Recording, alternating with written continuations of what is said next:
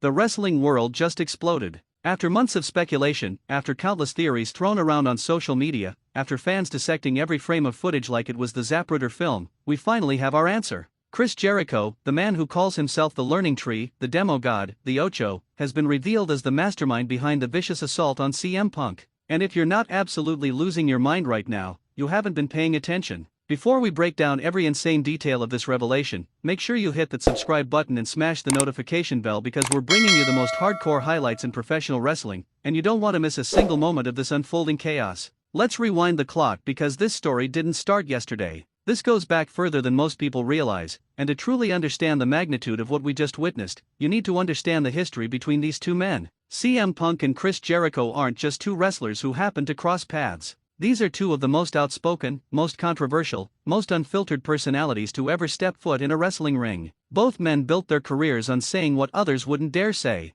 Both men positioned themselves as anti-establishment rebels who refused to play by the rules. And both men, at various points in their careers, claimed to be the best in the world. The assault itself happened during what was supposed to be a routine backstage segment. CM Punk, fresh off his return to professional wrestling after years away, was cutting a promo in the locker room area. The cameras were rolling. Everything seemed normal. And then, out of nowhere, the lights went out. When they came back on seconds later, Punk was laid out on the concrete floor, blood streaming from a gash above his eye, clearly the victim of a brutal attack. Security cameras caught glimpses of a figure in a black hoodie fleeing the scene, but the footage was grainy, inconclusive, deliberately obscured. The wrestling world immediately went into overdrive trying to figure out who was responsible. The theories came fast and furious. Was it someone from Punk's past seeking revenge? Was it a jealous competitor threatened by his return? Was it orchestrated by someone in management who wanted to derail his comeback before it even began? Every week, new clues emerged. A cryptic tweet here. An unusual absence there. Someone wearing similar boots to the attacker. Another person with a convenient alibi that seemed just a little too convenient. The wrestling community became amateur detectives, creating elaborate conspiracy boards that would make any true crime podcast jealous. But here's what makes this revelation so absolutely perfect, so diabolically brilliant. Chris Jericho has been hiding in plain sight this entire time. While everyone was looking at the obvious suspects, while fans were pointing fingers at the usual antagonists, Jericho was playing the long game. He was the veteran statesman, the guy offering advice to younger talent, the man who seemed above petty rivalries. He was doing commentary, giving interviews, maintaining his position as one of the most respected voices in the industry. And all along, he was the one who orchestrated the whole thing. The reveal itself was masterfully executed. During a recent episode, CM Punk demanded answers. He stormed to the ring, microphone in hand, that familiar fire burning in his eyes, and he called out whoever was responsible. He said he'd been investigating on his own. He said he had evidence. He said he knew the truth. And he dared the coward who attacked him to show their face. The arena went dark. The tension was suffocating. And when the lights came back on, there he stood at the top of the ramp. Chris Jericho. Smirking. Holding the same black hoodie that the attacker wore. And the place absolutely erupted. But Jericho didn't just admit to the attack. He explained it. And his explanation is what takes this from a simple wrestling angle to something far more psychologically complex. According to Jericho, this wasn't about jealousy. It wasn't about competition. It was about legacy. Jericho said that when CM Punk left professional wrestling years ago, he positioned himself as someone who was above the business, someone who was too good for it, someone who walked away on his own terms. He spent years talking about how broken the system was, how corrupt the industry had become, how he was better off without it. And then, when he felt like it, he just waltzed back in and expected to be treated like a returning hero. Jericho said that disrespected everyone who stayed. Everyone who continued to work, to evolve, to push the business forward while Punk was gone.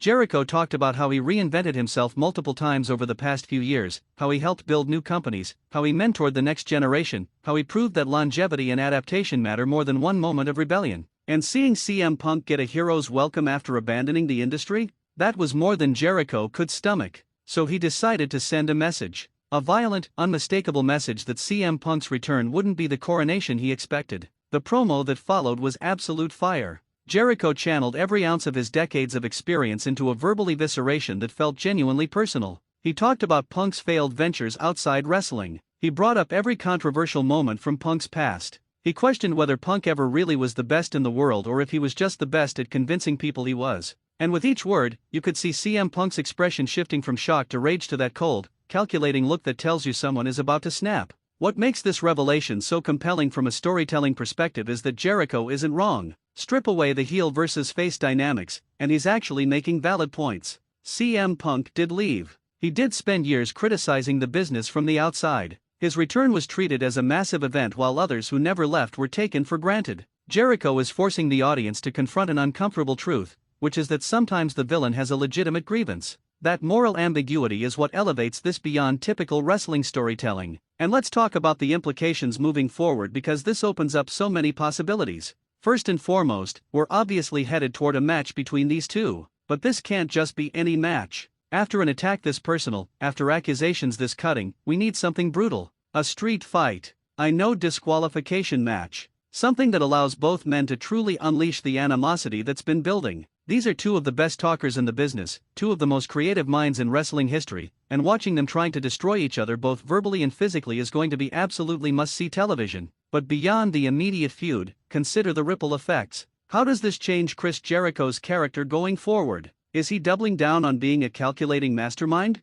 Does this revelation make him more dangerous because now we know he's willing to operate in the shadows? And what about CM Punk? Does he become consumed with revenge? Does this attack make him question whether his return was a mistake? Does it force him to confront whether he really does owe something to the business he left behind? There's also the question of who else might have been involved. Jericho is smart enough to know that carrying out an attack like this requires precision. Did he have help? Are there other people who share his resentment towards CM Punk's return? Could this be the start of a faction built around the idea that the veterans who stayed deserve more respect than the prodigal son who came back? The potential storyline branches here are endless. From a meta perspective, this storyline is also fascinating because it's tapping into real-world sentiment. Wrestling fans are notoriously tribal and opinionated. There are absolutely people who feel that CM Punk received too much fanfare for his return given his complicated history with the business. There are people who think Chris Jericho's continuous evolution and commitment to wrestling over the past several years hasn't received the recognition it deserves. By building a storyline around these genuine debates within the fanbase, the creative team is blurring the line between fiction and reality in a way that makes everything feel more urgent and important. And we have to acknowledge the performances here. Chris Jericho's ability to reinvent himself and remain relevant after 30-plus years in the business is genuinely remarkable. There are very few performers in any form of entertainment who can maintain their edge for that long. Every few years, when you think you've seen everything Jericho can do, he finds another gear, another character, another way to make himself feel fresh and important. This villain turn, this calculated mastermind persona, is just the latest example of his genius. CM Punk, meanwhile, has always been at his best when he has something to fight against. Whether it was the establishment during his original run, his detractors during his time away, or doubters questioning his return, Punk thrives on opposition. Giving him a personal vendetta against someone like Jericho, someone who can match him verbally and physically, is the perfect fuel for the next chapter of his comeback story. These two are going to bring out the absolute best in each other. Let's also consider the historical parallels here. Some of the greatest feuds in wrestling history have been built on similar foundations. Personal animosity rooted in legitimate philosophical differences about what wrestling should be and who deserves recognition. Stone Cold vs. Vince McMahon wasn't just about one guy rebelling against authority.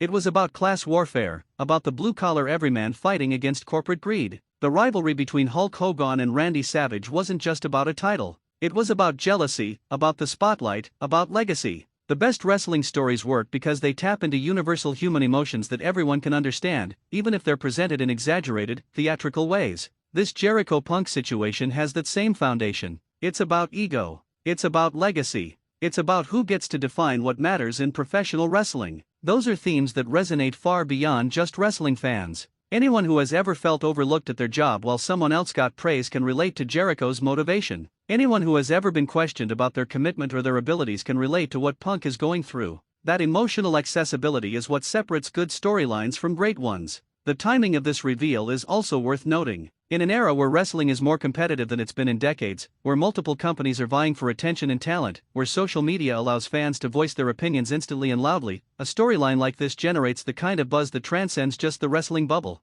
People who haven't watched wrestling in years are suddenly tuning in because they heard about this twist. That's the power of good storytelling. That's what happens when you give your audience something genuinely surprising and emotionally satisfying. As we move forward, the question becomes how they pay this off. The attack has been revealed. The motivation has been explained. Now comes the hard part, which is delivering a conclusion that feels worthy of everything that's been built up. Will CM Punk get his revenge? Will Chris Jericho prove that his claims about being superior are actually true? Will there be another twist that we're not seeing coming? The beauty of professional wrestling at its best is that the journey matters as much as the destination, and this journey has been absolutely captivating. One thing is certain: Chris Jericho revealing himself as CM Punk's attacker isn't just another wrestling angle. It's a statement about legacy, about respect, about what it means to dedicate your life to an industry that doesn't always give back what you put in. It's two masters of their craft preparing to collide in what should be an absolutely unforgettable feud. And if you're not watching, if you're not following along, you're missing out on professional wrestling storytelling at its absolute finest.